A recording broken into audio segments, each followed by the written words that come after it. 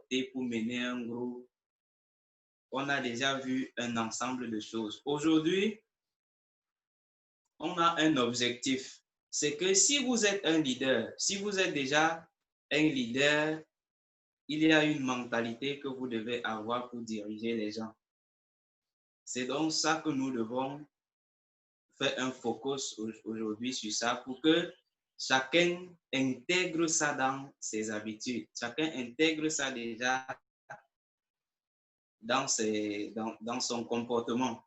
Parce que c'est ça qui détermine en fait dans un cadre général ce qui détermine le succès d'un champion. Donc, on va parler du champion, de la mentalité d'un champion. Quelle attitude est-ce qu'un champion doit adopter? La formation ne doit durer que 20 ou 25 minutes, maximum 30 minutes. Donc, soyons seulement concentrés pour les 20 prochaines minutes et puis ça sera tout.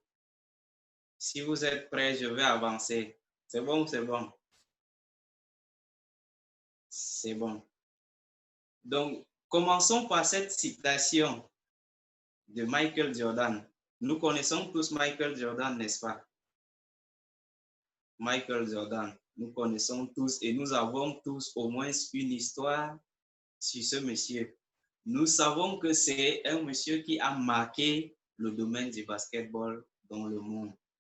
Sa marque, son nom est déjà une marque en réalité. Rien qu'en affichant sa photo ou en écrivant son nom, chacun trouvera au moins quelque chose à dire sur lui. Parce que c'est un monsieur qui a marqué l'histoire du basketball. C'est un monsieur qui a eu du succès dans ce domaine. Mais regardez ce qu'il nous dit. Il dit, je cite, « J'ai raté plus de 9000 tirs, autant pour moi, au cours de ma carrière. J'ai perdu près de 300 matchs. 26 fois, on m'a fait confiance pour prendre le coup gagnant et j'ai raté. J'ai échoué encore et encore et encore dans ma vie. Et c'est pour ça que je suis réussi. » Je ne sais pas si on comprend de la même façon ces paroles de Michael Jordan. Celui qui aujourd'hui est l'icône du basketball se trouve être comme l'homme qui a marqué, qui a réussi non seulement sa vie, mais sa carrière dans le basketball. Il nous fait comprendre qu'en réalité, il a échoué et autant de fois il a échoué. Il y a près de 9000 tirs qu'il a essayé de marquer, mais qu'il n'a pas pu. Or, aujourd'hui, on sait que c'est un monsieur qui pouvait marquer à toutes les distances. Il avait... L'histoire qu'on retient de lui, c'est que c'est quelqu'un qui marquait à tous les coups. Lui, personnellement, il sait que cette réussite que nous voyons en lui, il a eu à la suite de plusieurs échecs. À la suite de plusieurs échecs.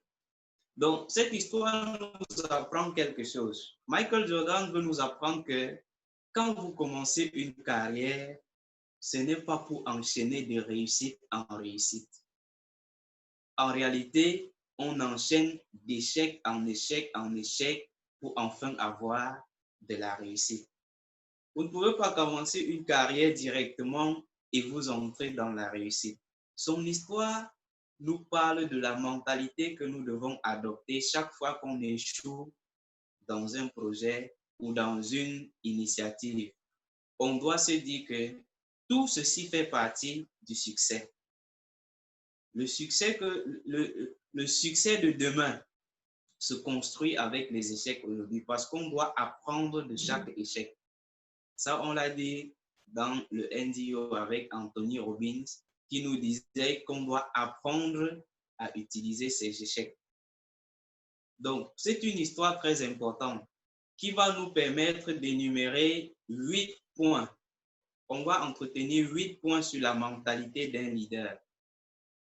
Le premier point qu'on va aborder, c'est le point du confort. Donc, on nous dit, vous devez confronter vos croyances et perceptions auto-limitantes. Chacun doit confronter, c'est-à-dire vous devez lutter, vous devez dépasser vos limites propres que vous avez, que vous pensez avoir.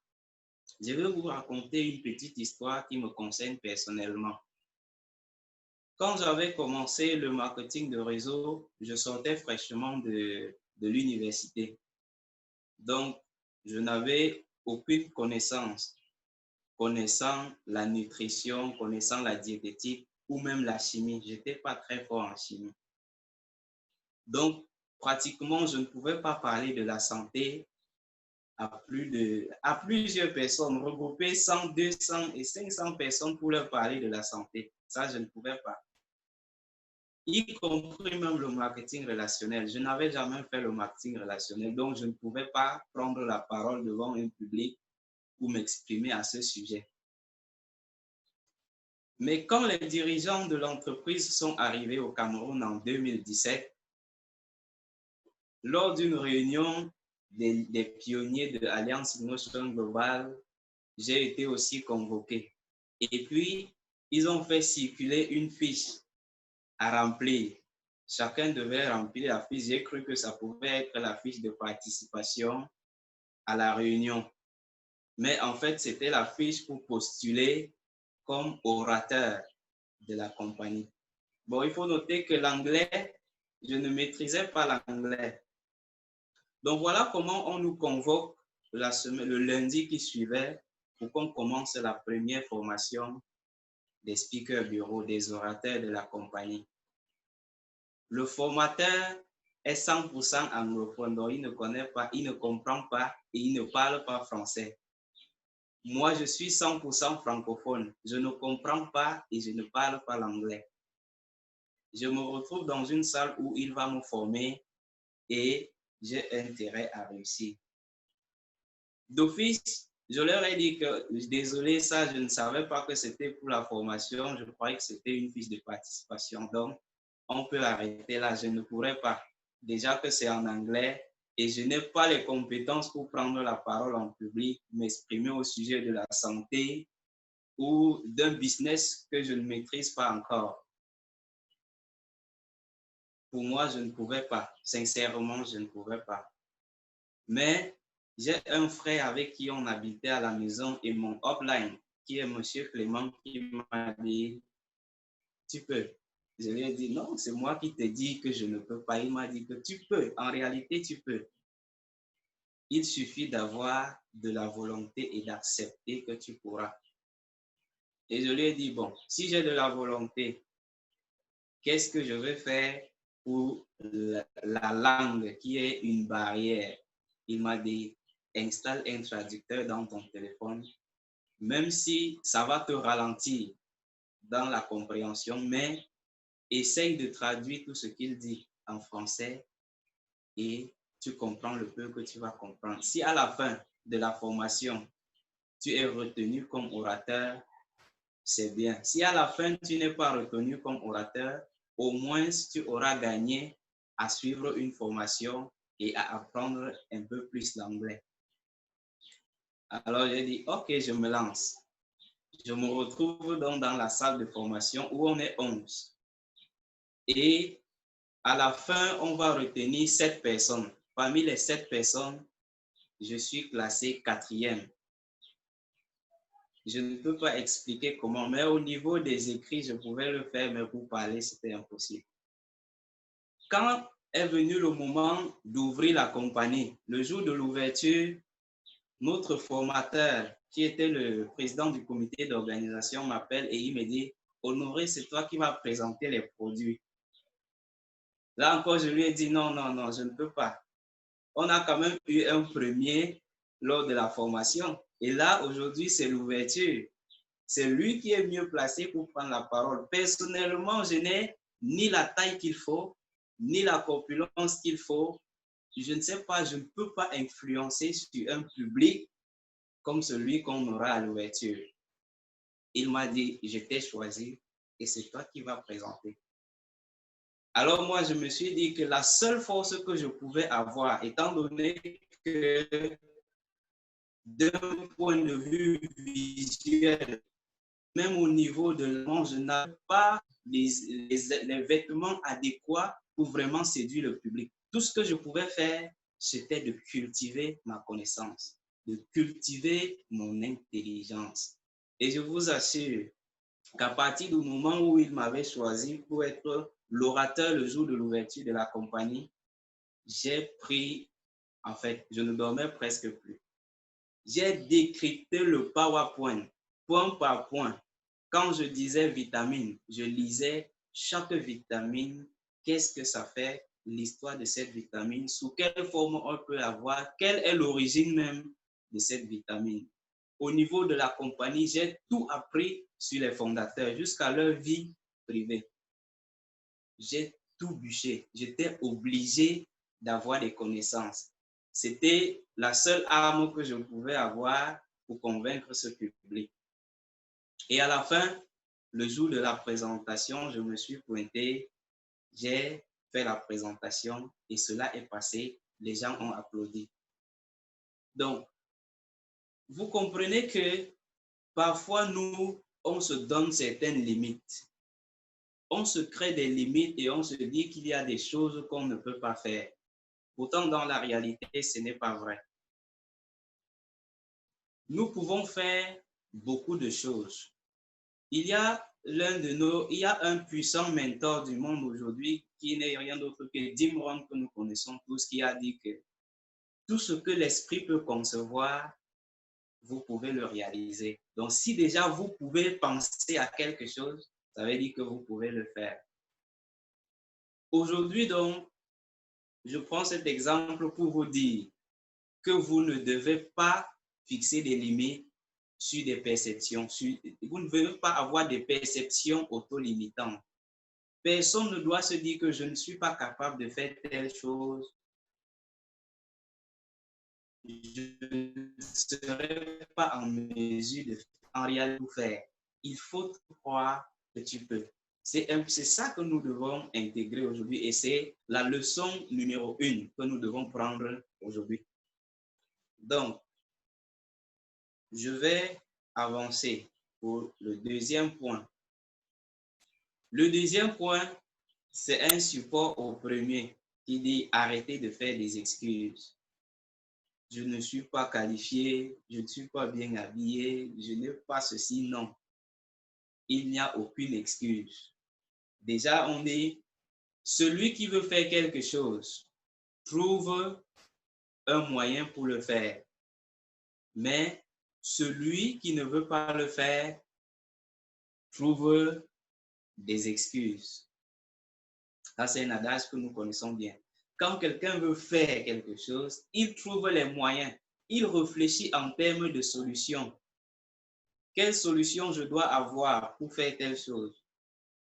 Mais quand déjà dans la tête, vous ne voulez pas le faire, vous allez plutôt trouver des excuses. Vous réfléchissez sur les excuses. Si on dit aujourd'hui, demain, il y aura présentation. Monsieur Xavier est choisi comme orateur. S'il a envie de le faire, alors dès qu'il rentre ce soir, il commence à chercher le PowerPoint qu'il faut, l'habit qu'il va porter. Il commence à renvoyer ses rendez-vous qu'il avait demain pour dimanche. Il commence à aménager du temps pour présenter demain. Mais quelqu'un qui n'a pas la volonté de faire, tout de suite, il va dire, j'ai beaucoup de rendez-vous demain. Je n'ai même pas apprêté l'habit que je pourrais porter. Je ne maîtrise pas mon PowerPoint. Il trouvera des excuses. Et ça, ce n'est pas la mentalité d'un champion. Un champion doit arrêter de faire des excuses pour trouver des solutions. Comme vous voyez sur la fiche là, il faut retirer le je ne peux pas pour ne rester qu'avec je peux le faire. Donc, dites-vous personnellement, chacun à lui-même, qu'il peut faire tout ce que je peux, qu'il veut. Moi, je peux faire tout ce que je veux. Et ça doit être la même chose chez tout le monde. Donc, leçon numéro 2, c'est que... Non, ça, c'est aller plus vite. Leçon numéro 2, Les champions sont désireux et n'arrêtent jamais l'apprentissage. Les champions sont désireux, c'est-à-dire ils sont envieux du succès. Ils sont passionnés d'un résultat et là, ils n'arrêtent jamais d'apprendre.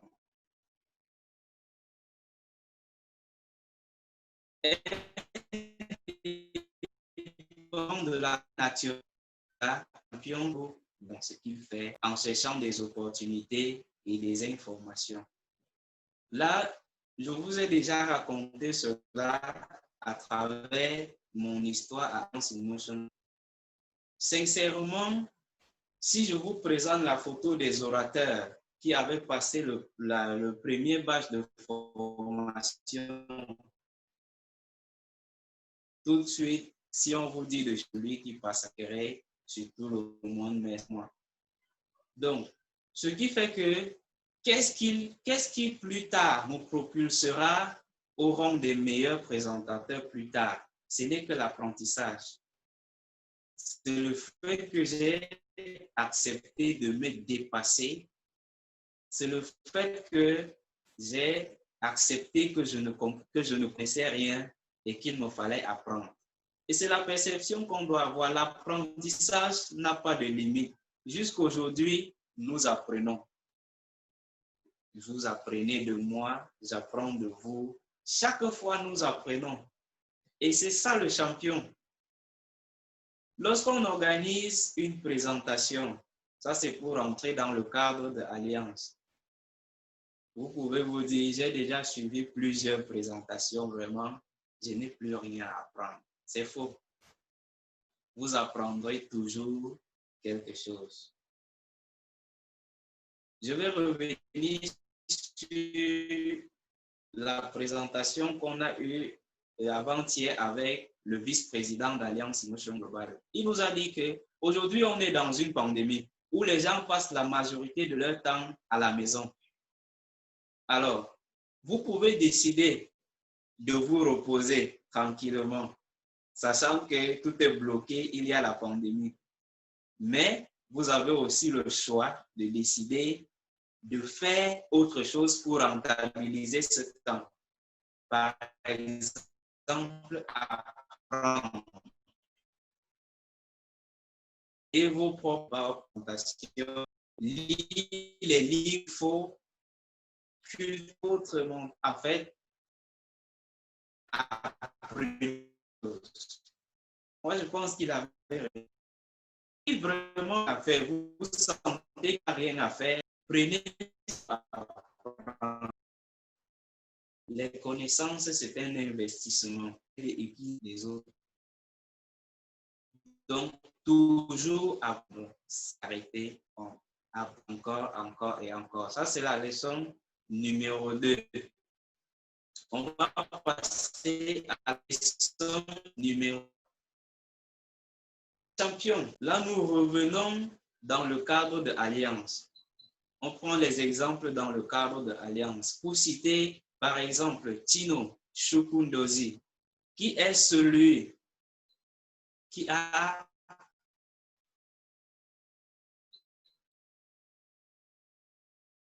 apporté à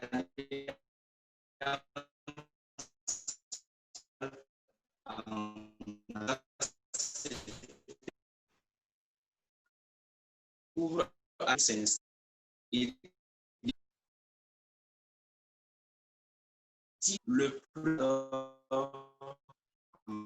Afrique. En termes de, il a eu, d'après ce qu'ils sont, 3 immeubles qui sont construits et plusieurs voitures parquées. Donc, pour nous, c'est une référence. C'est un exemple de quelqu'un qui son autre.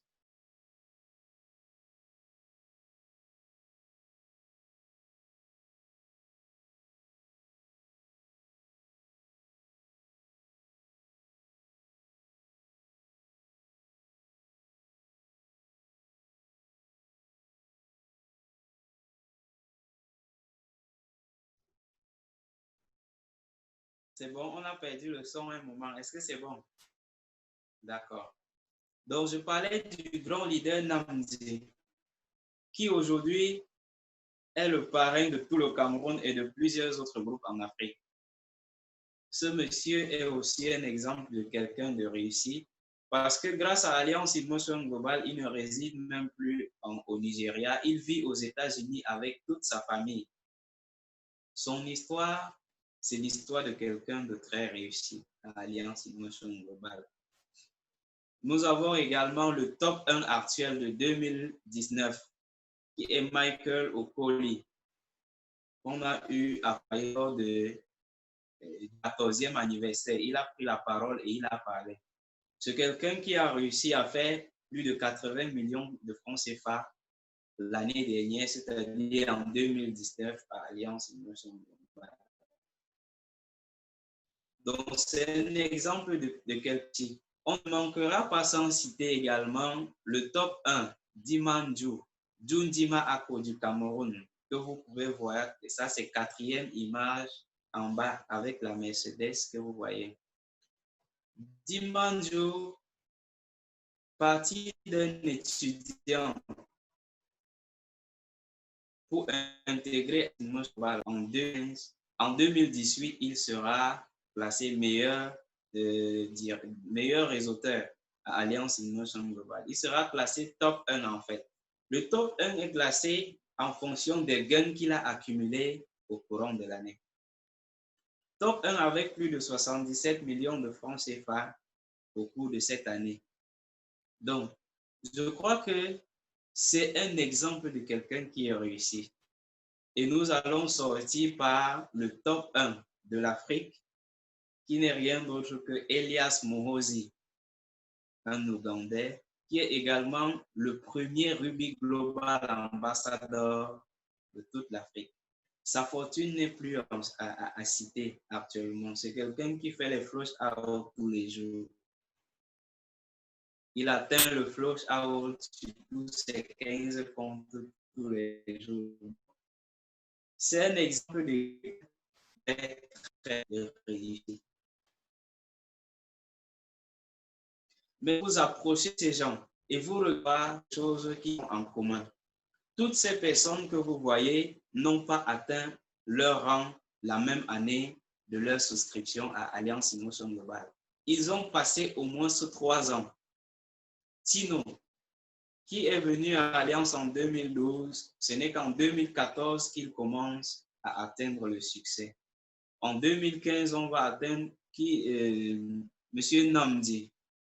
Notre top 1 du Nigeria, Michael Okoli d'aujourd'hui, de 2010, s'est inscrit depuis 2016. Dimanju, qui devient top 1 du Cameroun en 2018, était inscrit depuis 2015. Le top 1 de 2017 de l'Afrique, qui est Elias Muhoozi, s'est inscrit depuis 2014 à Alliance Emotion Global. Donc, ils ont quelque chose en commun, c'est que chacun d'eux a passé au moins 3 ans dans la compagnie avant d'être aujourd'hui l'homme réussi que nous voyons. Donc, effectivement, on doit s'en douter. Comme Michael Jordan a eu à le dire au début, ils ont connu aussi des échecs. Mais aujourd'hui, ils sont des personnes réussies. Une autre chose qu'ils ont en commun, c'est que lorsque vous les approchez, vous comprenez que c'est des gens qui travaillent avec un objectif bien défini. Ils se sont fixés des objectifs et ils avaient des cibles. Ils savaient où ils veulent aller, ils savaient ce qu'ils veulent avoir. C'est pour ça qu'ils n'ont jamais lâché le business jusqu'à ce qu'ils atteignent le niveau qu'ils ont aujourd'hui. Donc, une chose que nous devons retenir, c'est qu'un champion se fixe toujours des objectifs. Vous ne pouvez pas travailler et avoir le succès si vous n'avez pas d'objectif. Nous l'avons déjà dit récemment que lorsque vous avez un rêve et que vous donner une date de la réalisation de ce rêve, ça devient un objectif. Si vous voulez une voiture, une Mercedes ML de couleur noire, comme pour Dimanjo, année 2011, vous connaissez déjà le prix, alors vous dites, je veux avoir cette voiture en décembre 2020, ça devient un objectif à atteindre. Mais si vous avez seulement le rêve d'avoir une voiture, ça sera difficile d'atteindre votre rêve parce que là, ça n'inspire pas au travail. C'est la date qui vous motive, c'est la date qui vous met la pression sur le travail que vous avez à faire pour atteindre l'objectif. Donc, voilà la leçon numéro 3. Il faut toujours avoir des objectifs bien élaborés, c'est-à-dire la date de la réalisation de l'objectif est connue, les étapes de chaque petit truc que vous avez à faire doit être bien connu et il faut passer en action pour réaliser cela. Ça, c'est la leçon numéro 3. Nous allons évoluer sur la leçon numéro 4. On nous dit, les champions savent que le temps, c'est de l'or. N'attendez pas le moment parfait, mais faites de chaque moment le temps parfait. Là, je pense que rien qu'en lisant, chacun a déjà une idée de ce qu'on veut nous enseigner par là. La procrastination. Lorsque vous avez l'habitude de renvoyer des choses à demain, d'attendre le moment parfait pour faire telle ou telle chose, vous aurez du mal à devenir un champion. Vous aurez du mal à être quelqu'un de réussi.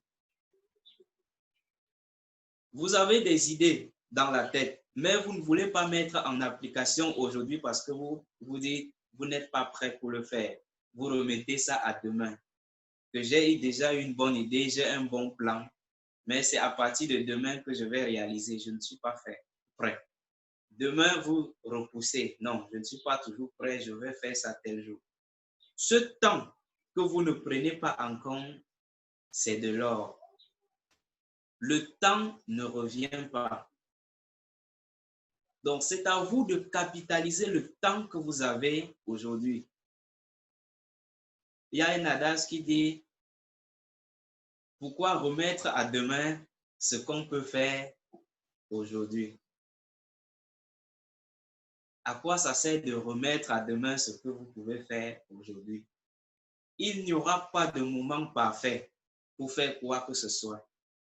C'est chacun qui se sent prêt, c'est chacun qui crée le temps opportun pour faire ce qu'il a envie de faire. Et nous devons intégrer ça dans notre esprit. N'attendons pas d'atteindre, je ne sais pas, d'atteindre quel rang. Il y a des gens qui peuvent aujourd'hui se dire que non, je ne peux pas encore organiser de séminaires virtuels sur Zoom parce que je ne suis pas prêt, je n'ai pas l'outil qu'il faut et tout ça. Chaque jour, vous allez dire ça. Mais on est en train d'intégrer une réalité. Il nous sera difficile pour les 2 et 3 prochaines années d'avoir un rassemblement de plus de 100 personnes. Ça sera difficile. Moi, je peux dire que c'est impossible pour ne pas être pessimiste. La pandémie qui traverse le monde actuellement n'est pas quelque chose qui va finir demain. D'ailleurs, lorsque vous regardez les analyses et les conjectures des scientifiques, après le déconfinement, il y a eu un rebond de la pandémie et les gens sont en train de reconfiner la population. Ça veut dire que le virus est loin d'être maîtrisé. On est parti, si on se base sur les 2 précédents coronavirus qu'on a eu, on est parti pour au moins 2 ans encore où personne ne pourra faire un rassemblement de plus de 50 et 100 personnes. C'est une réalité qu'il faut intégrer, qu'il faut prendre en compte et commencer à initier les présentations virtuelles.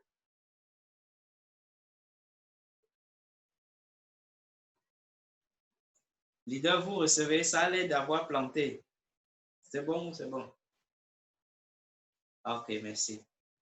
Donc, je disais tantôt que nous devons intégrer ces réalités. Et il faut dire qu'à cette période-là que je prends, non, il faut ces initiatives. Leçon numéro 4. On passe à la leçon numéro 5. Les champions s'environnent avec des personnes qui complémentent leurs faiblesses. Donc, évidemment, dans la vie, tout n'est que stratégie. Lorsqu'on veut réussir, les gens qui nous entourent doivent faire partie de la ressource. Les gens qui nous entourent sont une ressource pour que nous puissions réussir. Ils doivent vraiment ce que nous voulons atteindre comme objectif. Donc, il faut savoir choisir des gens avec qui vous allez vous entretenir, vous allez passer votre temps, vous allez marcher. C'est très, très important. Là, on n'est pas dans le cadre de Alliance Emotion Global uniquement, mais on est dans un cadre général de la vie. Pour que vous réussissiez dans la vie, il faut choisir des gens avec qui vous devez vous entourer de manière à ce que ces gens complètent vos faiblesses. Chacun de nous connaît ses propres faiblesses, mais vous connaissez également des gens qui vous soutiennent. Par exemple, quand vous avez une épouse à la maison, vous connaissez quelle est votre faiblesse. Peut-être elle a une intuition lorsque vous avez un projet. Elle a une intuition pour anticiper sur les éventuelles situations que vous pouvez avoir. Quand vous avez donc un projet, vous devez l'en parler pour bénéficier de son intuition et anticiper sur les éventuels risques. Maintenant, si vous savez qu'elle n'a pas cette capacité à vous aider et que vous savez que votre femme, c'est quelqu'un qu'elle n'aime pas prendre d'initiative, si vous voulez qu'elle fasse quelque chose, elle va dire non, laisse, on ne pourra y arriver. Ne le faites pas. Cela dit, si vous avez un projet, vous n'en parlerez pas, vous attendez de réaliser avant de l'en parler. Donc, je dis ça pour que vous compreniez que lorsqu'on dit choisir ses amis, ce n'est pas pour dire qu'il y a des gens que vous allez refuser de voir, qu'il y a des gens que vous allez supprimer de votre répertoire téléphonique. Non, mais juste pour dire vous devez choisir que l'agent avec celui-ci, il m'aidera à avancer. Mais si vous partagez avec quelqu'un que vous sentez qu'il va plutôt vous aider à abandonner, de grâce, ne le faites pas. C'est de ça qu'il s'agit. Choisir des personnes qui vous environnent ne veut pas dire que dans la vie, on doit être répugnant pour dire toi ne me parle pas, toi ne m'appelle pas. Non. Mais on doit savoir avec qui on parle d'un certain nombre de choses. Donc, il est important de se trouver un bon conseiller, important de un bon mentor. Éventuellement, il y a plusieurs mentors que vous devez avoir dans la vie. Votre femme peut être votre mentor. Je ne sais pas sur quel plan vous définissez qu'elle sera mon conseiller ou ma conseillère quand je veux faire telle chose. Je lui demande conseil. Le leader Xavier sera mon conseiller quand je veux faire telle chose. Le leader Henri est mon conseiller quand je veux faire telle chose. Parce que vous connaissez ces gens, parce que vous savez ce qu'ils vont compléter comme faiblesse que vous avez. Donc, il faut que chacun ait un exemple à suivre. Et ça, c'est la leçon numéro 6 que nous devons intégrer. Si c'est bon, je vais avancer.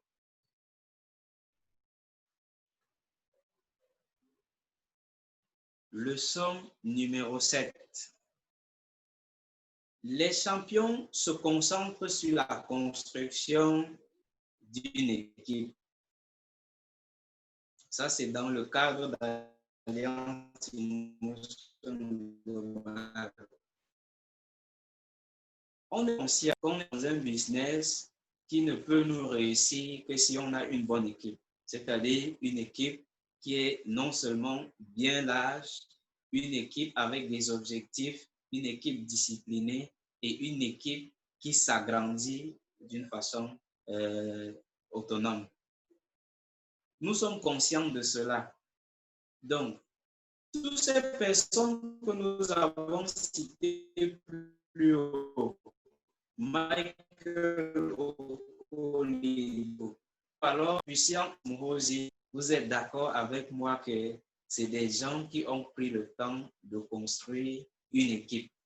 Ce qu'ils gagnent aujourd'hui n'est pas un fruit d'un effort personnel, si je peux dire, à 100%, mais c'est le fruit d'une équipe qu'il a mis sur pied stratégiquement, en sachant quel rôle déléguer à telle ou telle personne et en créant un plan duplicable pour l'équipe.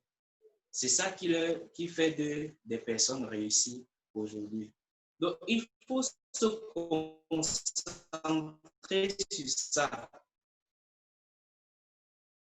Si vous, par exemple, que votre objectif, c'est de pouvoir faire une vente massive ou bien ouvrir un shop pour vendre des produits ou quoi que ce soit. C'est un objectif qui donne de l'argent à court et à moyen terme. Mais à long terme, ce n'est pas garanti que vous aurez toujours le succès parce que ce n'est pas facilement duplicable. Tous les gens qui vont vous suivre ne seront pas en mesure de créer un shop, vendre des produits autant que vous. Donc, les plans du groupe doivent être réduits à quelque chose que tout le monde est capable de faire. De cette façon, on est sûr qu'on a une équipe qui peut se multiplier, qui peut se dupliquer. Comme par exemple, souscrire 2 personnes. C'est un exemple banal. Dans mon équipe, quand quelqu'un s'enregistre, on l'exige de souscrire 2 personnes. On l'accompagne pour cela.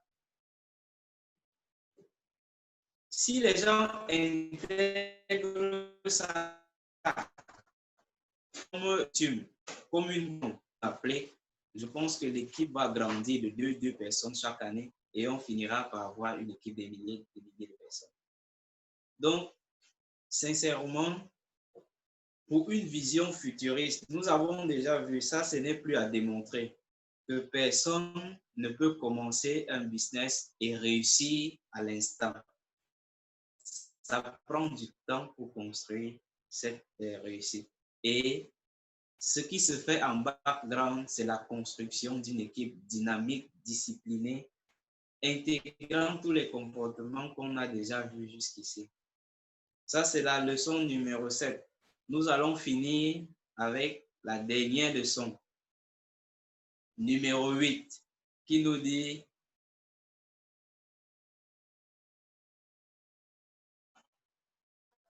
que le succès est un voyage, pas une destination. Voilà, ça c'est très important. Les champions savent que le succès, c'est un voyage. Ce n'est pas une destination. Donc, ne laissez pas votre situation actuelle déterminer votre destination finale. Non. On nous dit, commencer le voyage est la partie la plus facile. Le vrai succès se trouve dans la résistance. Ce qui détermine vraiment le succès, c'est votre capacité à résister lorsque vous traversez des obstacles. C'est votre capacité à surmonter les obstacles et surtout à résister. Donc, si à un moment, vous n'êtes pas capable de cela, atteindre le succès sera un peu difficile. Le champion sait que le succès, ce n'est pas une destination, c'est un voyage. Donc, ça veut dire que si vous vous dites aujourd'hui que vous avez un objectif de 30 millions en décembre, intégrez déjà le fait que en ayant ces 30 millions, il vous faudra un nouveau objectif. Ça ne doit pas être comme une destination finale où lorsque vous atteignez, vous vous dites, c'est bon, j'ai réussi, j'ai fait ce qu'il fallait. Ça ne compte pas seulement pour Alliance Emotion. Dans la vie, si vous êtes un parent aujourd'hui, vous avez l'objectif d'avoir votre propre maison dans 2 ans. Ça ne veut pas dire que lorsque vous aurez réussi à construire une maison, vous dites, j'ai réussi et vous ne pensez plus à rien. Non. Après cette maison, vous allez vous dire, il me faut une deuxième maison ou bien il me faut un villa. Le succès doit être un voyage. On ne doit jamais s'arrêter. Et on ne doit pas se contenter de la situation actuelle pour s'arrêter. Les leaders, c'est des gens très gourmands. Les champions, c'est des gens très gourmands. Plus ils réussissent, plus ils auront envie de réussir davantage. Plus ils auront et plus ils auront envie d'en avoir davantage. C'est ça qui fait la différence entre les gens qui réussissent et d'autres qui échouent. Ils savent que réussir, ce n'est pas une destination. Pour eux, c'est un voyage. Chaque fois qu'il atteint un objectif, pour lui, ce n'est qu'une étape pour fixer un nouveau objectif. Je pense que c'est ce que nous devons intégrer. Ça, c'était la leçon numéro 8. Mais avant d'arrêter, je vais donner nos propres attentes, notre propre objectif. Pourquoi est-ce que nous avons pris l'initiative de faire cette petite formation pour éveiller la mentalité du champion? D'abord, c'est parce que du plus profond de nous, de tous nos voeux, nous souhaitons que vous soyez le prochain champion. Pour nous, si les gens que nous prenons du temps pour les former ou bien pour partager une formation avec eux, s'ils deviennent des champions, ça veut dire que forcément, nous serons des champions. Donc, de tous nos voeux, notre objectif et nos attentes, nous souhaitons que vous soyez le prochain champion. Nous souhaitons que vous brisez vos limites. Parce que beaucoup de gens se limitent à ce qu'ils pensent qu'il est capable de faire ou ce qu'il n'est pas capable de faire. Mais l'objectif pour nous, en faisant cette formation, c'est pour que vous soyez en mesure de briser vos limites, de vous dire à chaque situation, je peux le faire. Et pour finir, notre vœu le plus cher, c'est que vous vivez un mode de vie extraordinaire tel que nous promet Alliance Emotion Globale. Donc voilà l'objectif qui nous a poussé à organiser ce vendredi cette formation. Et naturellement, on ne pourra pas clôturer sans vous remercier de votre passion, de la qualité d'écoute, du temps que vous avez disposé pour nous faire honneur de votre présence